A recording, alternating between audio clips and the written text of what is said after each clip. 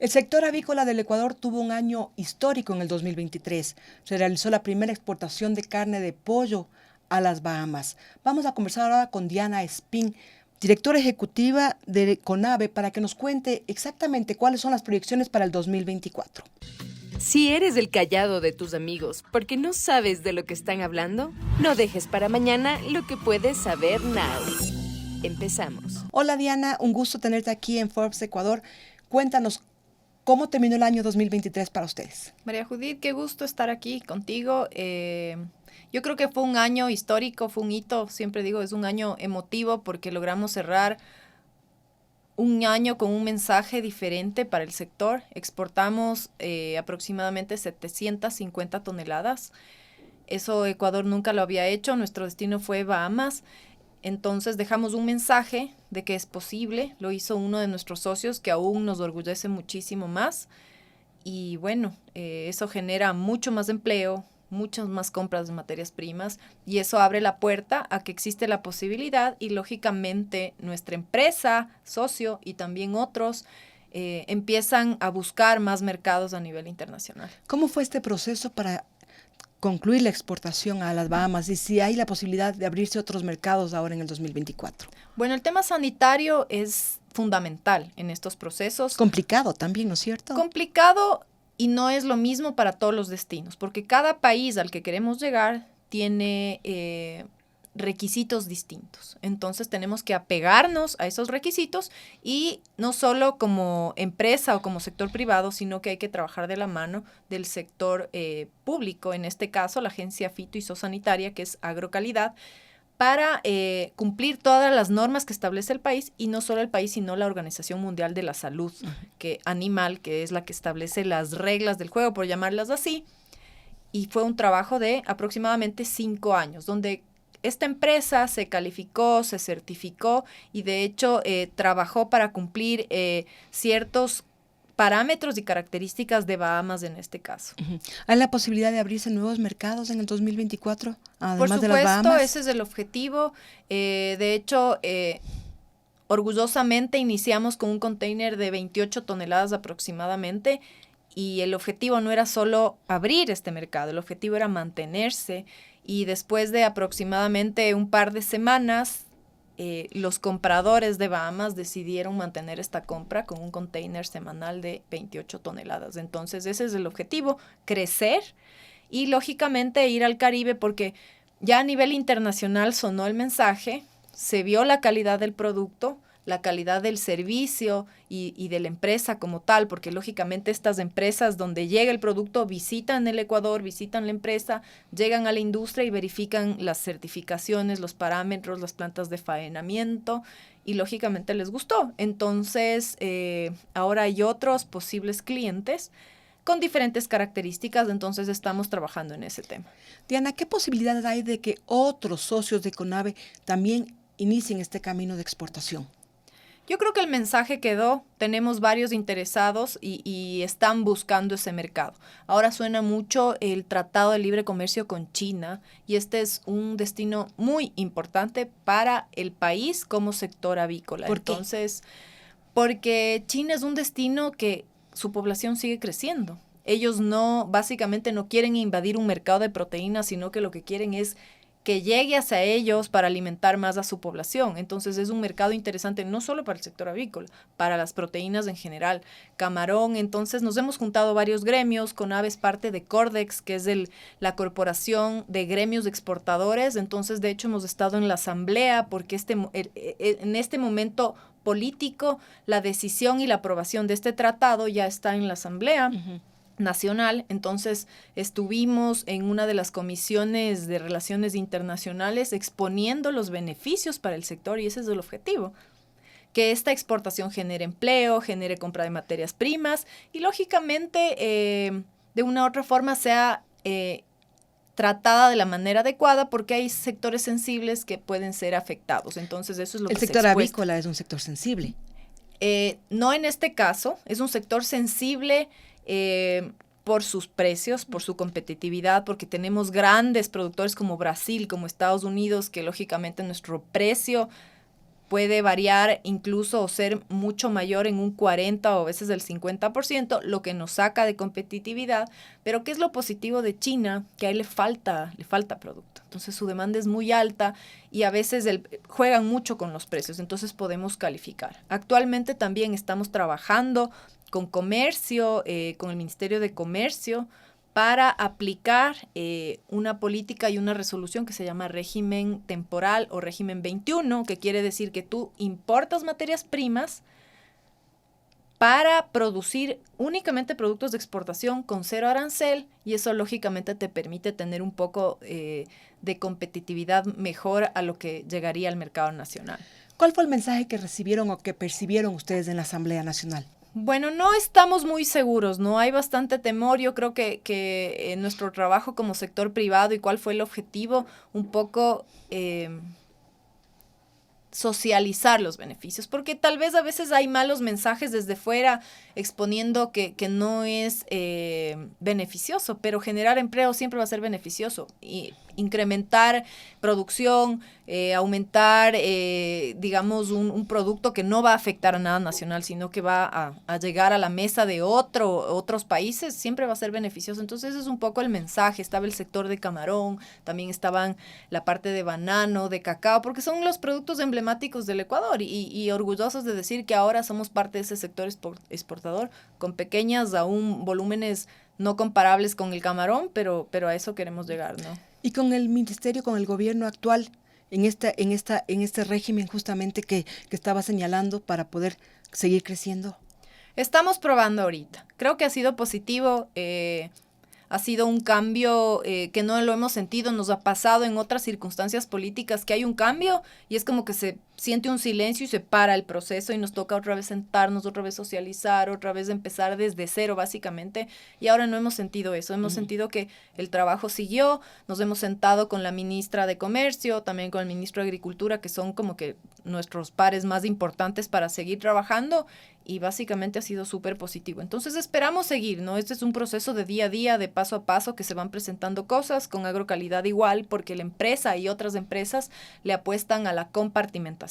Este es un tema sanitario donde, para entenderlo bien, es como que mi granja o mi parte productiva es una burbuja. Entonces yo cumplo ciertas reglas para que nada entre y no ponga en riesgo esa producción. Entonces yo expongo al país destino y digo, bueno, yo soy parte de un compartimento y no tengo esta enfermedad, tampoco evito este uso de antibióticos y ciertas características, ¿no? Entonces este es un proceso, como te digo, sanitariamente nos ha tomado 5 años y es muy posible que a finales del 2024 o inicios del 25 tengamos este compartimento. ¿Y qué significa tener este compartimento ya en cifras, en datos, en más cosas que en concretas? Más que en cifras, es una carta de negociación donde yo puedo ir a otros países y decir, mira, yo tengo un compartimento, esto es un requisito sanitario aprobado por la organización. Con todas las medidas de seguridad. Con las medidas de seguridad que garantizan que mi producto no tiene esta enfermedad, cumple estas características.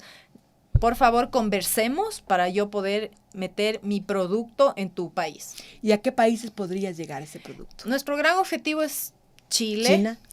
Chile, China, Argentina, extendernos a nivel de Caribe. Se están preguntando otras islas, un poco el Caribe como Dominica y demás, pero es un proceso de homologación sanitaria que se llama técnicamente, donde Agrocalidad China, Agrocalidad Dominica se sienta con Agrocalidad de Ecuador y dice, a ver, ¿cuáles son tus requisitos?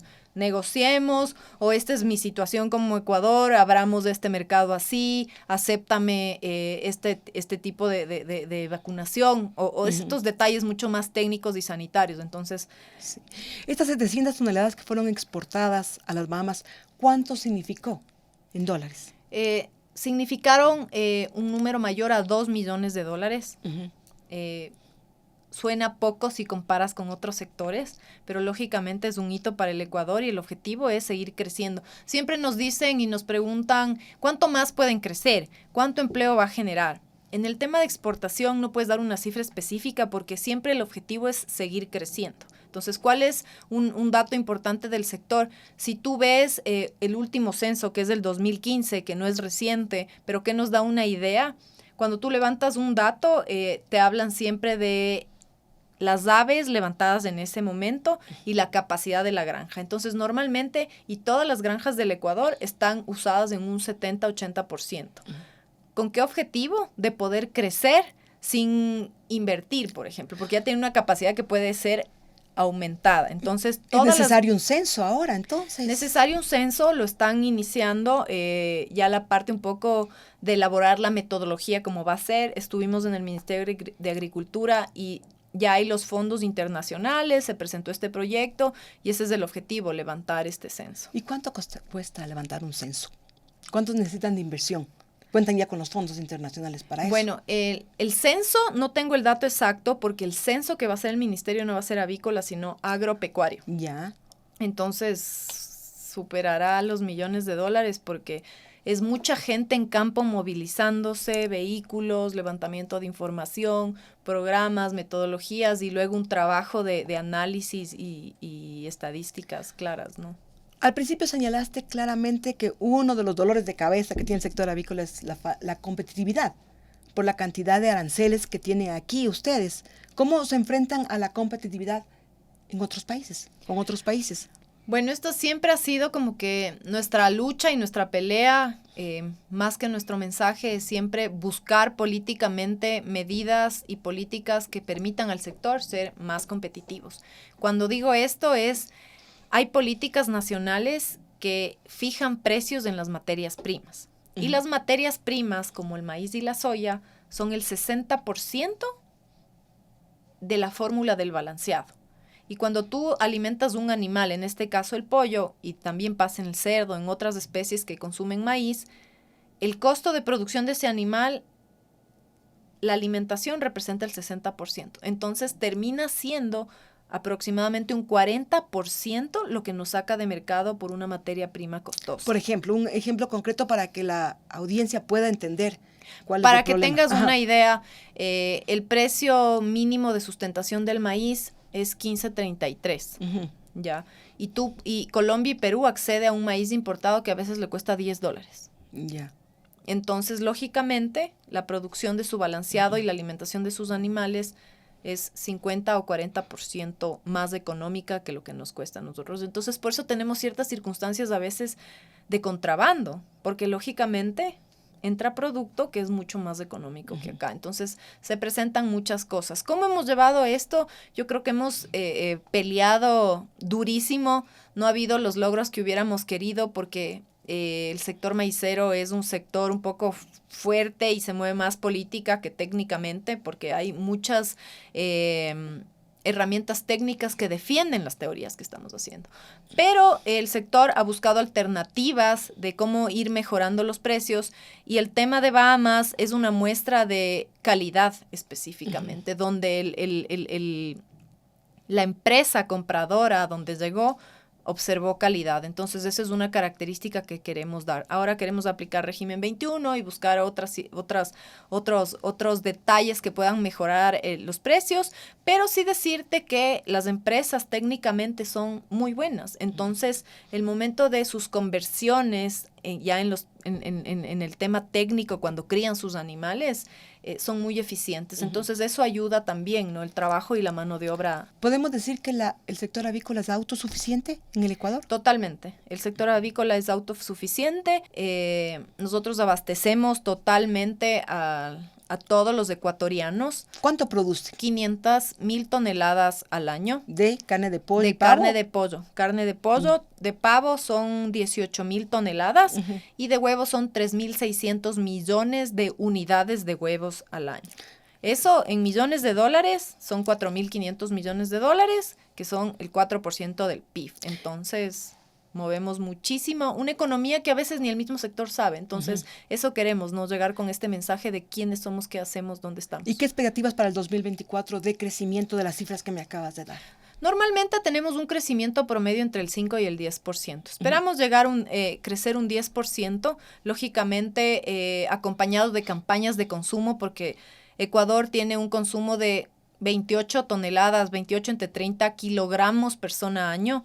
países como como Perú y otros destinos superan el consumo con 40, 50 kilos. Entonces eso quiere decir... ¿Y por qué en el Ecuador no hay esa política de consumo? ¿O qué es lo que ha fallado? ¿O qué es lo que debe cambiar? Yo creo que un poco más de culturizar al consumidor de los beneficios del pollo. Tenemos malos mitos que estamos trabajando para sacar eso de la mente, como hormonas, como el tema de que no se debe consumir. El pollo de campo está de moda ahora. Exacto, sí. Y es un pollo que cuesta 3 veces, ¿no? Uh-huh. Entonces aquí consume el que quieras, pero uh-huh. consume pollo, consume la marca que desees, pero consume huevo. ¿Por qué? Porque está lleno de vitaminas, es la proteína más económica. ¿Y lo de las hormonas es un mito o es de realidad? No, de que el pollo que se vende en los supermercados está alimentado con hormonas y por eso es más gordito, digamos. No, es un mito y estamos trabajando en eso, porque usar hormonas sería carísimo y no es nada técnico. De hecho, ¿cuál es un poco el mensaje que usan ahí para darle más fuerza a este mal mensaje? Es decir, por eso crecen tan rápido. Y no, la genética a lo largo de los años, porque la avicultura en el Ecuador nace en 1950, a lo largo de todos estos años, la genética mejora. ¿Y qué hace? ¿Cuál es el objetivo? ¿Y por qué mejoras precios también? Porque hacen cruzas genéticas que logran que tu pollo crezca más rápido con menos alimento. Entonces eso hace más eficiente la producción de este producto. Entonces ahí no hay hormonas.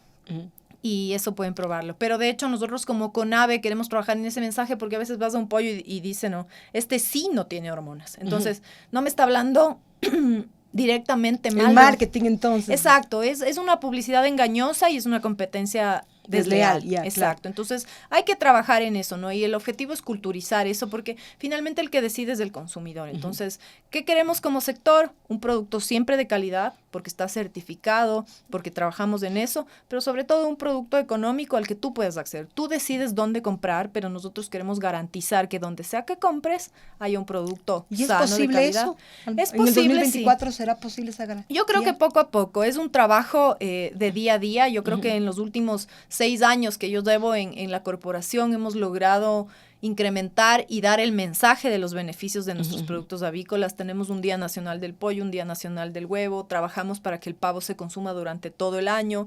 Entonces yo creo que es posible. Hay países como Colombia, otras referencias donde tienen mucho más recursos para estas campañas de publicidad, pero lo han logrado. Entonces es un tema de día a día, ¿no? No puedo ir hoy con un mensaje y mañana ya no. Entonces es un trabajo de conciencia, de ir a los pediatras, de ir a los doctores, de ir a las escuelas, de ir a los niños. Trabajo de hormiga, de hormiga de día a día, y es un trabajo que cuesta, ¿no? Es un trabajo. ¿Cuánto están invirtiendo ustedes para Nosotros tenemos una inversión baja y de hecho por eso estamos ahora promoviendo una feria que es Proteína Viva y nuestro objetivo es eso, generar recursos para promover el consumo de proteínas. ¿Cuándo sería esta feria? Esta feria va a ser el 29 de febrero, 1 y 2 de marzo, ya ahora estamos en 2024, aquí en Quito, queremos darle fuerza a Quito también, tenemos ya más de 60 marcas ahí.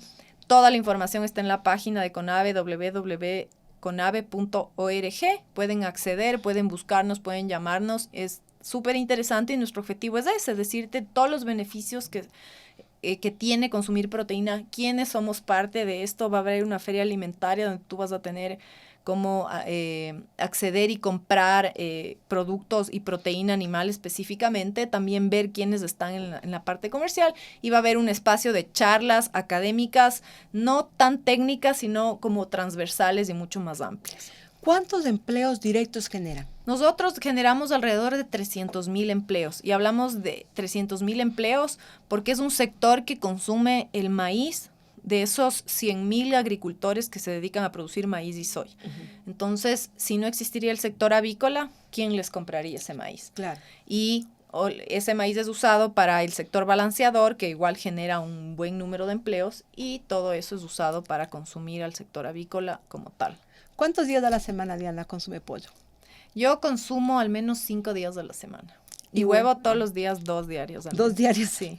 Sí, ya. Tenemos una vocera en nutrición donde está confirmado y verificado que de hecho puedes hacerlo más. Puedes sustituir tu proteína de la noche con 2 huevos más. Simplemente tiene que ser balanceado y ese es un poco el objetivo, así que cuando quieran una vocera que responde esas preguntas, porque ese es nuestro lema, que los profesionales lo hagan, ¿no? Yeah. Entonces, siempre estamos aliándonos con médicos, con el Colegio de Veterinarios cuando hablamos de bienestar animal, para que todos los temas tengan un fundamento técnico y no sea solo un mensaje repetitivo, sino un mensaje de un profesional. ¿Cuánto esperan exportar en el 2024? Bueno, al menos serán las 750 toneladas, ¿no? Pero esperamos al menos duplicar o triplicar esa cifra y seguir buscando mercados. Entonces, trabajaremos. ¿Y cerrar el 2024 con cuánto en ventas? Si lograron 4.000 millones en el 2023, un crecimiento del 10%. El 10%. Sería más o menos. Esperamos crecer al menos a unos 5.000 millones, tal vez. Tal vez, pero eso es como un promedio que se mantiene, ¿no? Esperamos seguir creciendo y claro, que esa exportación siga generando más empleo, que es algo que necesita el Ecuador y este movimiento económico también genera divisas, empleo, mensajes y demás. Entonces, vamos por ahí. Creo que las puertas del Estado están abiertas, estamos conversando y queremos seguir trabajando en todos esos temas. Diana, con la campaña que están llevando a cabo ustedes, ¿podrías decir, por ejemplo, que sí se ha incrementado el consumo de pollo y huevos en el Ecuador del 2020 al 2023? Sí sentimos un incremento y sentimos sobre todo esa capacitación muy a modo de redes del consumidor como tal. Entonces ya conocen que hay un día del pollo, un día del huevo, invitamos normalmente a marcas ya un poco más comerciales para que ellas pongan lo que quieran poner de promoción, pero promuevan de una u otra forma. Entonces, sí sentimos ese incremento. Lastimosamente, la pandemia redujo, de hecho, la producción porque se afectó, ¿no? Como a todos los sectores, no solo el avícola, pero ahí estábamos creciendo como que mucho con más rapidez, 5% anual, y se dio un retroceso en el año de la pandemia. Entonces, nos estamos recuperando, ha habido otros temas políticos, huelgas, y también hubo el tema de la guerra, porque afecta el tema de los commodities y la importación de materias primas de otros países. Eso afectó, aumentó los precios, pero ahí estamos, no hemos parado. Creo que nunca se ha sentido falta de proteína en la mesa, ni en la pandemia, ni cuando nadie había en las calles. Nos encargamos de eso, de que siempre exista lo que necesita el ser humano, proteína animal. ¿Cuál es la preparación del pollo que más te gusta a ti? ¿Cómo lo consumes? Al horno. Al horno. Sí, al horno. ¿Nos puedes dar una recetita aquí para que la gente... Bueno, yo siempre hago como que dejarle toda la noche en jugo de naranja. Con sal y un poquito de especias, y al día siguiente va al horno a temperatura baja por unas 4 horas y queda buenísimo. ¿Y la mejor forma de consumir el huevo cuál es? ¿Revuelto, frito, de tibio, todas las formas, duro? De todas las formas. Lo importante es, y siempre yo estoy repitiendo el mensaje de la profesional, que es mezclarlo con vegetales, evita como que mezclarlo con grasas un poco más saturadas, como que mejorar la calidad, porque a veces satanizan el huevo, pero el problema es con qué lo mezclas. Le fríes con otro tipo de producto con más grasa, entonces lo ideal es siempre sano, ¿no? Y ya para finalizar, cuéntanos, ¿qué es primero? ¿El huevo o la gallina? No sé, pero ¿qué será? Creo que la gallina. Bien, muchísimas gracias, Diana Espín, por Gracias, haber compartido con nosotros este espacio en Forbes Ecuador. Ella es directora ejecutiva de la Corporación Nacional de Avicultura del Ecuador, CONAVE. Nos ha acompañado hoy aquí en Forbes Ecuador. Ahora ya sabes de lo que todos están hablando. Esto fue Forbes Now, en el podcast de Forbes Ecuador.